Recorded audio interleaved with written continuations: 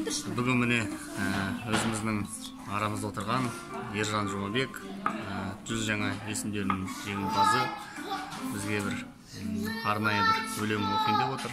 Ереке өзіңіз бір. Аға досым Ерқаттың сұрауы бойынша өзімнің шығармашылығымнан бір өлең оқып берейін. Өмір жайлы білгенім. Өмір жайлы білгенім, бірде шаттық, бірде мұң. Туыс досым қасымда аман есен жүргенім. Өмір жайлы білгенім, құстай ұшқан күндерім, ай мен күнде екен ғой жылағаным, күлгенім.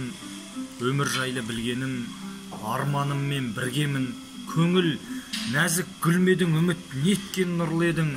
Өмір жайлы білгенім, ештеңені білмеуім. Кетеміз ау бір күні, келтіре алмай күрмеуім. Керемет, бәріміз лайк қоямыз.